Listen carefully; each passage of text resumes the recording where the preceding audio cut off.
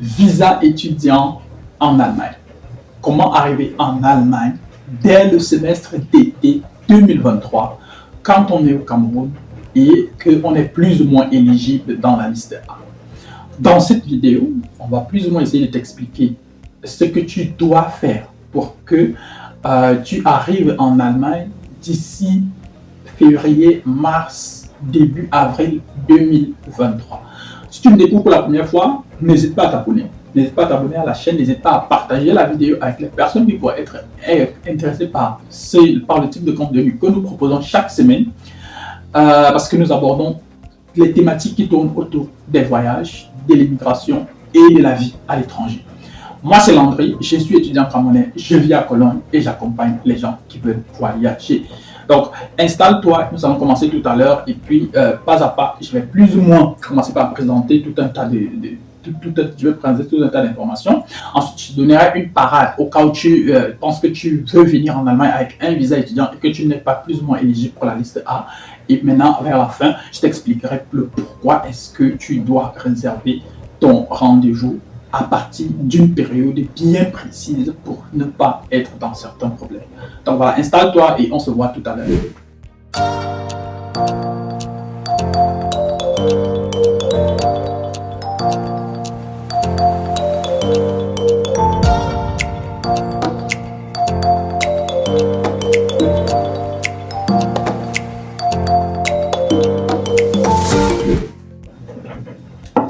Donc voilà.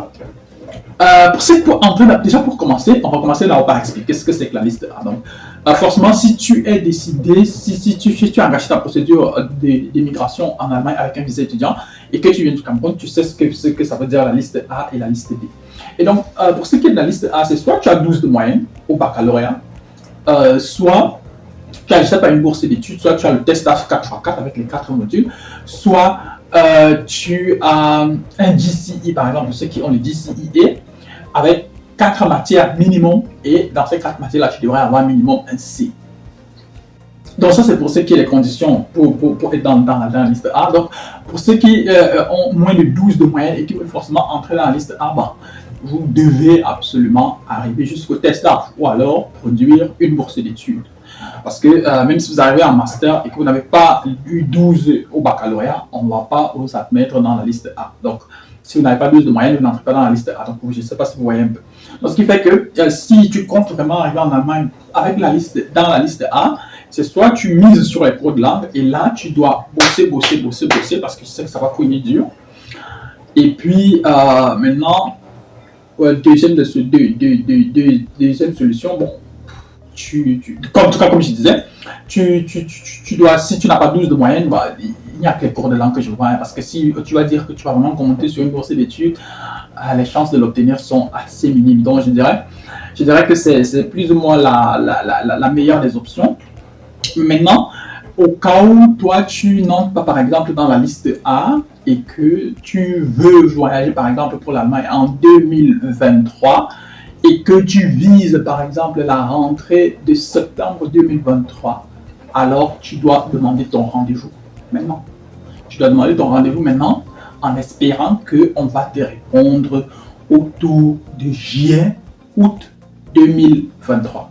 Et ainsi, en te répondant autour de juillet-août 2023, tu auras le temps de déposer la demande de visa, qu'elle soit étudiée et que si tout ton dossier est complet, qu'on te donne le visa pour la rentrée d'octobre ou bien de septembre 2023 en fonction de ton université. Donc, je ne sais pas si tu vois un peu. Donc, même si tu veux voyager par la liste B, tu dois demander ton rendez-vous maintenant. Je dis bien maintenant pour ne pas être hors délai après. Quand je dis maintenant, ça veut dire de préférence avant le 15 juin. Tu dois demander ton rendez-vous avant le 15 juin, sinon tu seras dans le sale drap si tu es dans la liste B. Maintenant, je vais plus ou moins aborder un point qui revient tout le temps, de plus en plus.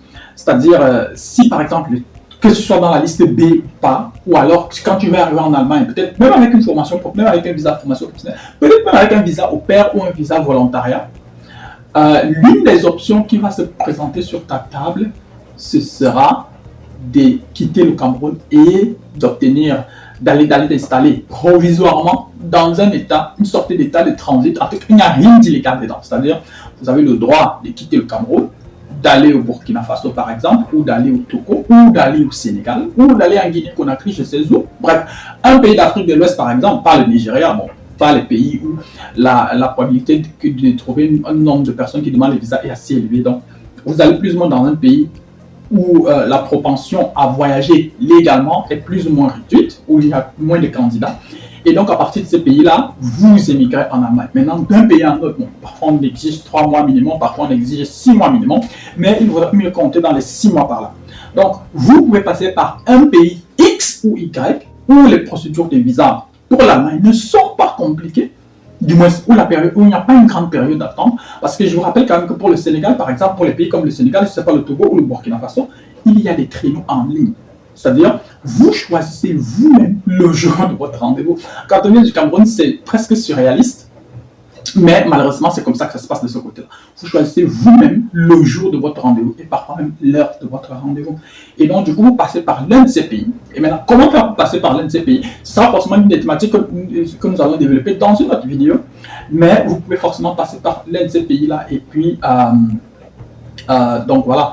Et puis voir ce qu'il y a à le faire. De toute façon, avant la mi-août, nous allons revenir sur cette thématique, nous allons nous pencher dessus et nous allons vous donner plus ou moins pas mal de stratégies pour pouvoir arriver en Allemagne à travers un autre pays africain. Donc, si tu n'es pas encore abonné à la chaîne, abonne-toi, parce que cette vidéo-là, elle sera aussi intéressante et elle sera riche en informations. Donc voilà, tu passes par un autre pays et puis à partir de là, maintenant, tu demandes ton visa pour l'Allemagne. Maintenant aussi, demander le visa pour l'Allemagne veut dire tu dois te rassurer que ton dossier est plus ou moins complet parce que si tu arrives là-bas avec un dossier qui n'est pas complet, ça peut te mettre dans des situations assez compliquées. Et croyez-moi, je parle par expérience. Maintenant, le point central même de la vidéo d'aujourd'hui, justement, c'est que tu dois réserver ton rendez-vous dans la liste A pour la rentrée d'été 2023 entre maintenant et le 15 juin. C'est-à-dire tu ne dois pas passer la date du 15 juillet sans avoir demandé ton rendez-vous dans la liste A. Et je dirais même, tu dois le demander as soon as possible. C'est-à-dire, à partir du 10, ça va commencer à être tard. À partir du 20, ça va commencer à être compliqué. À partir du 30 juillet, je crois que ce sera presque mort pour la rentrée de mars-avril 2023.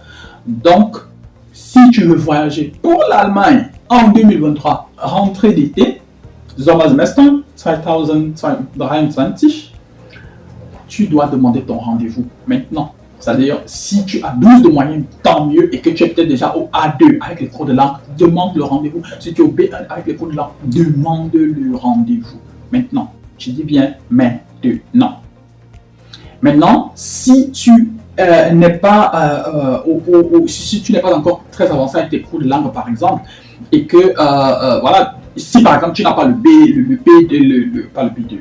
bac avec 12 de moyenne ou bien le 10 et avec 4C, alors tu dois pousser jusqu'au test DAF. Maintenant, si tu veux pousser jusqu'au test DAF, tu ne perds rien en demandant d'abord, tu perds quelque chose en demandant le rendez-vous maintenant, parce que si jamais on te donne ce rendez-vous-là, tu ne seras pas forcément plus ou moins éligible. Et donc, du coup, si tu rates ton test DAF avant, si tu n'as pas ton test DAF avant, peut-être le 10 février 2023, alors ton rendez-vous de la liste A sera out. Donc, il ne servira plus à rien. Et il faudra maintenant que tu te prépares maintenant pour la prochaine rentrée, celle de septembre 2023.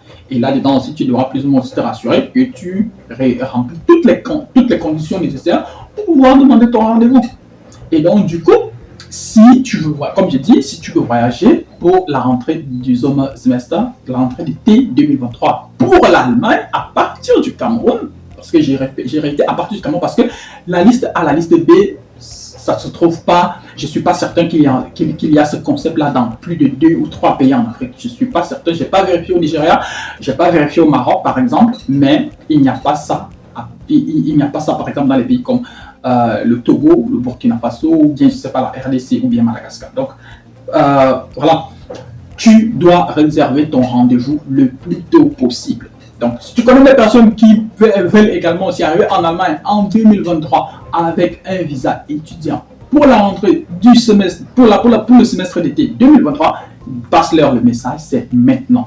S'ils ne sont pas abonnés à la chaîne, tu peux leur envoyer la vidéo et puis n'hésite pas à les encourager à s'abonner. Donc, j'espère que tu as plus ou moins retenu 2-3 trucs. J'espère que tu as compris le message central que nous voulions passer dans cette vidéo, à travers cette vidéo. Si tel est le cas, nous nous en réjouissons et on espère te retrouver dans nos prochaines vidéos encore riches en informations autour des questions de voyage, d'immigration et de vie à l'étranger. D'ici à là, porte-toi bien et bien des choses à toi. Ciao, ciao.